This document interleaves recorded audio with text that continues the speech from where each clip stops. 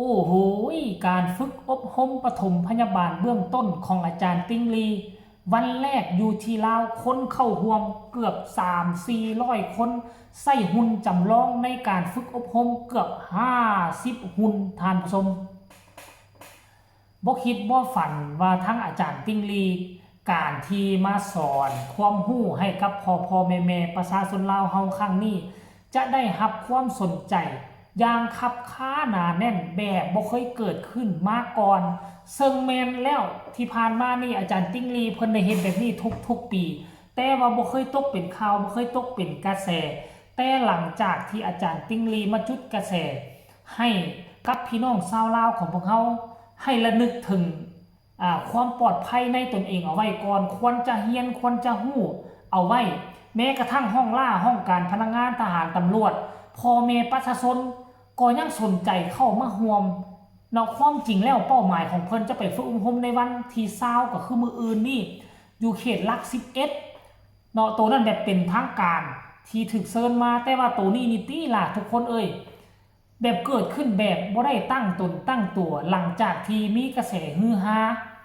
หลายคนก็ทักถามมาสนใจอยากจะอยากจะเฮียนอาจารย์ติ๊กลีก็คิดในใจแล้วมันเป็นผลดีได้มีคนสนใจแบบนี้จากปกติชิลอท่าแต่กู้ภัยขั้นก่อนแล้วนี่ประชาชนเขตนี่นะเขาเจ้าหู้เรื่องปฐมพยาบาลเบื้องต้นถ้าหากว่าเกิดเหตุอีกอย่างขึ้นมานี่ซุ่มนี่ก็สิสามารถช่วยเรื่องพยาบาลเบื้องต้นได้ทวงทันจนรอท่า20-30 นาทีรถฉุกเฉินมามันก็เป็นการดีขั้นท่ากรณีว่าบุ้ยพอได้หู้ก็มีที่คนยืนเบิ่งถ่ายคลิปจากอาการเบามันก็สิกลายนักขึ้นส่วนรถพยาบาลสิมาฮอดท่านอาจารย์ติ้งลีมองเห็นจุดนี้แล้วก็เลยตัดสินใจเปิดฝึกอบรมวันที่19อีกม่องหนึ่งอยู่ที่ทางงอนได้รับการสนับสนุนจากสถานที่จากโรงเรียนม.ปลายทางงอนแล้วก็คนที่ดูแลเรื่องราวนี่ลักๆก็เป็นสมาคมสายภูเขาควายซึ่งเป็นสมาคมอาจารย์ติ้งลีเพิ่นเป็นที่ปรึกษาให้อยู่แล้วดังที่ทุกท่านเห็นอยู่ในรูปภาพที่สไลด์นั่นแหละเนาะขอบใจรูปภาพจากอาจารย์ติ้งลีท่านผู้ชมป้าโถค่อยวัดด้วยสายตาคนนี่นะประมาณเกือบ200ได้เกือบ200และคนนั้นยังบ่ทันมาเบิดเท่าใดล่ะแล้วหุ่นที่เอามาซิดสอนนะประมาณ50หุ่นพุ่นน่ะคือสอนมื้อนี้นี่จะสอน CPR ก็คือการสอนปั๊มหัวใจขั้นกรณีว่าคนน่ะหมดสติหมดลมหายใจไปแล้วถ้าเฮาคิดว่าเขาเจ้าหากหมดลมหายใจบ่ดนเฮาก็ปั๊มหัวใจได้เนาะแล้วก็สิสอนเขาปั๊มซึ่งค่อยก็เคยเรียนมาก่อนแล้วพอเคยเฮ็ดเวียกอยู่ห้องหมอประมาณ4 ปีแล้วเป็นอาสาสมัครอยู่ห้องหมอ4 ปีเนาะปั๊มราวๆ30เทื่อแล้วก็เป่าปากหรือว่าเป่าลมเข้าไปเทื่อนึงบ่แม่นเป่าเทื่อนึงพูดนี่แหละเนาะท่านผู้ชมเนาะแต่ว่ามันมีข้อมูลข่าวสารมาใหม่น่ะปั๊ม15เทื่อก็ได้ท่านผู้ชมเอ้ยปั๊ม15เทื่อกับปั๊ม30เทื่อนี่เขาบอกว่าปั๊มแนวใดก็ได้แต่ว่าทุกมื้อนี้คนเฮาก็ยังมักใช้ปั๊ม30เทื่ออยู่เลยคัน30เทื่อแล้วแพทย์หมอมันสิเมื่อยปั๊ม15เทื่อแล้วก็เป่าลมเข้าไปหลายๆแน่เขาบอกว่านะแต่ว่าอาจารย์ติ้งลีจะสอนแบบใดเนาะสอนแบบใดก็ได้ท่านผู้ชมเอ้ยตามที่ค่อยเข้าใจนะสมัยตอนค่อยที่อยู่ห้องหมอประมาณ10 ปีหลังนะแต่ว่าเดี๋ยวนี้บ่ฮู้ว่าการแพทย์เขาเจ้าพัฒนาไปไกลส่ำใดแล้วข้อมูลข่าวสารที่ค่อยว่าเนี่ยอาจจะคาดเคลื่อนไปก็ดีอาจจะไปคาดเคลื่อนไปก็ได้วันก็ดีเนาะท่านผู้ชมเนาะเห็นแล้วแสดงความดีอกดีใจนำพ่อแม่พี่น้องชาวลาวแล้วโดยเฉพาะคือชาวทางอนค่อยเชื่อว่าคนที่มาเฮียนน่าจะอยู่เขตละแวกทางอนบ่นี่มาทางอนน่ะล่ะบ่ได้เป็นบ้านเดียวเลย 4-5 หมู่บ้านอ้อมอยู่หั่นแต่เขาจุดสำคัญมาเขตทางอน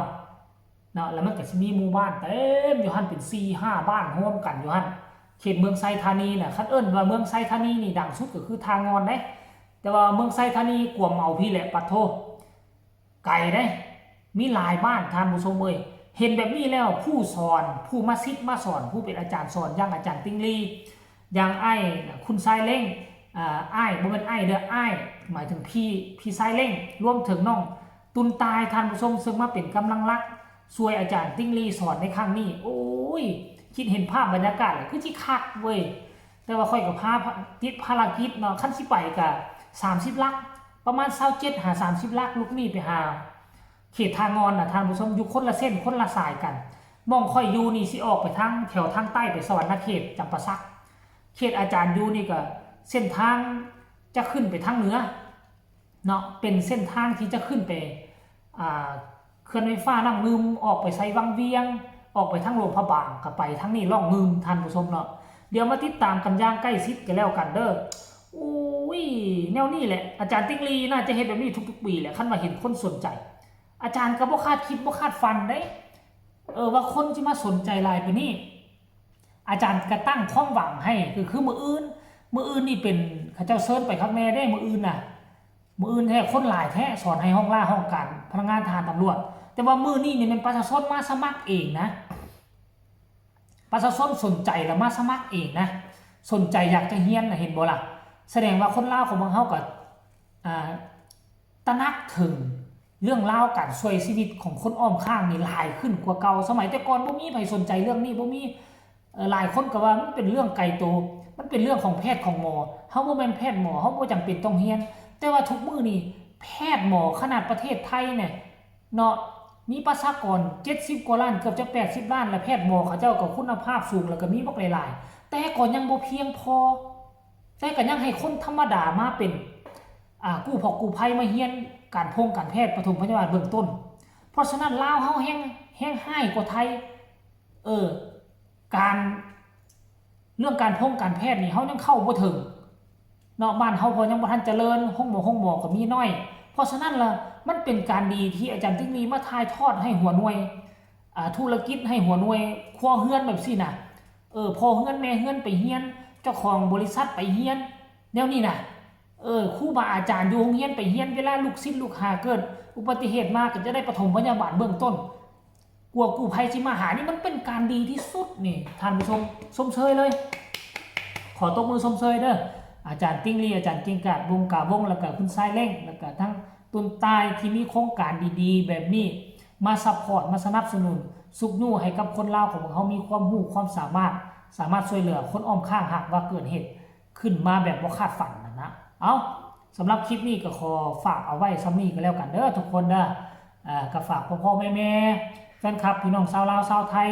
ผู้ที่เห็นการเคลื่อนไหวนี้ถ้าหากว่ามักคลิปนี้ก็ขอคนละ1ไลค์1แชร์ไปให้เพื่อเป็นกำลังใจแน่ที่สำคัญก็ไม่ต้องกดข้ามโฆษณาเด้อบางคนก็หลายคลิปหลายครั้งแหละเบิ่งโฆษณาให้ตลอดถึงว่าโฆษณาสิยาวส่ำไหนก็เบิ่งให้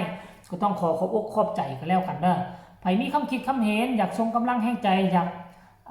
ประกอบคำคิดคำเห็นแนวใดก็ส่งมาได้ทางใต้คอมเมนต์สำหรับคลิปนี้ก็ขอลาท่านผู้ชมแต่เพียงซ้ำนี้ก่อนสบายดี